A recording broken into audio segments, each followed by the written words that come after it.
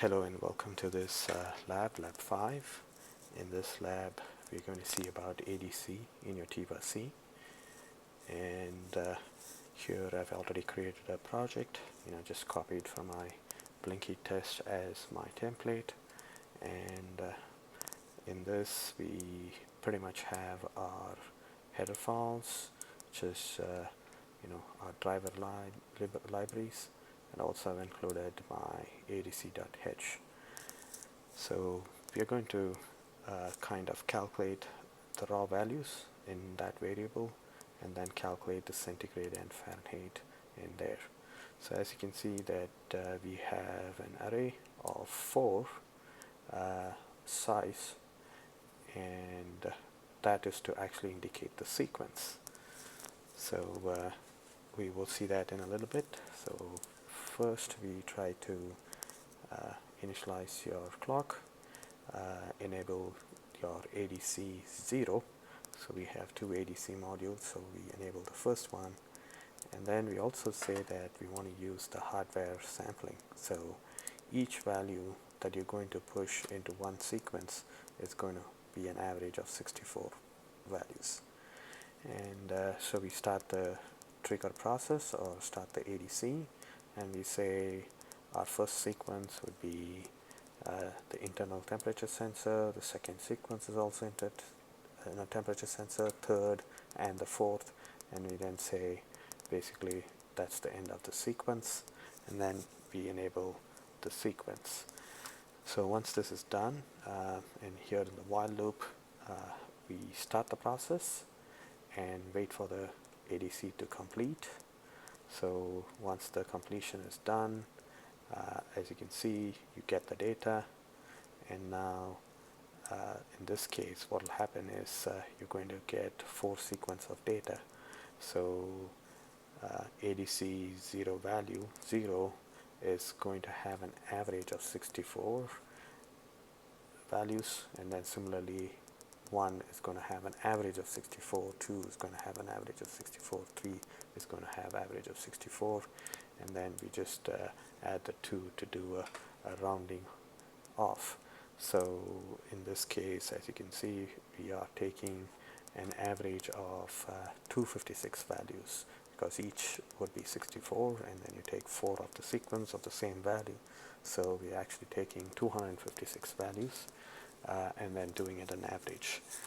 So, and then this is the formula that is actually given in the data sheet. So based on what the raw value you get, if I have to convert it into centigrade, this is the formula that is given. So I just simply implement that, and then from centigrade I convert it to Fahrenheit, and now there is no printf function. So I have to go in and physically view the values. So let me rebuild. And so rebuild is done. As you can see, we have no problems. And so what I also did is I pulled up my expression window. So you can go here and then pull up these variable and expression windows, and I have now put in these variables or expressions that I want to do, which is the centigrade value, Fahrenheit value, and the average value. So let me pull it out and debug it. So here is my expression, and that's, I will tell you how you can get that.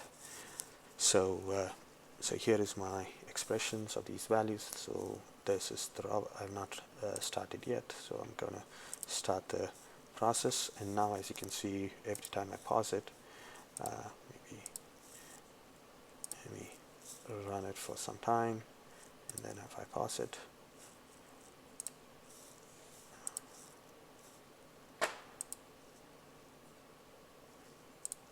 there you go. So it does take some time. T+C has kind of a lower end debugger, so it does take some time for this particular program to go and fetch those values and so on.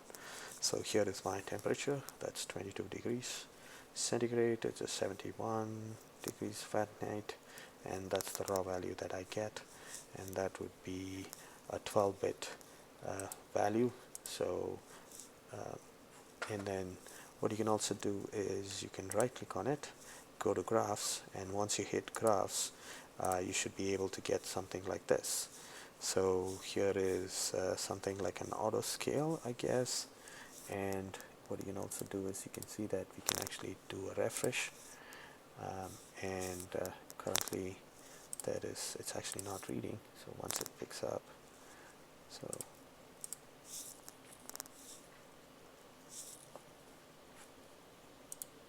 see, yes, currently it's actually not reading any values.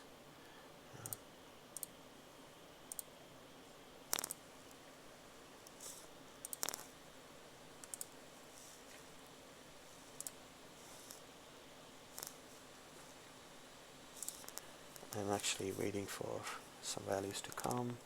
So there you can see I'm continuously reading some values because I had to press this multiple times, and I get those values.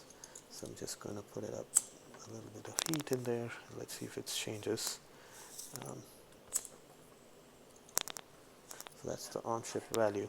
It should kind of increase by not long. Now it's actually lost track there again.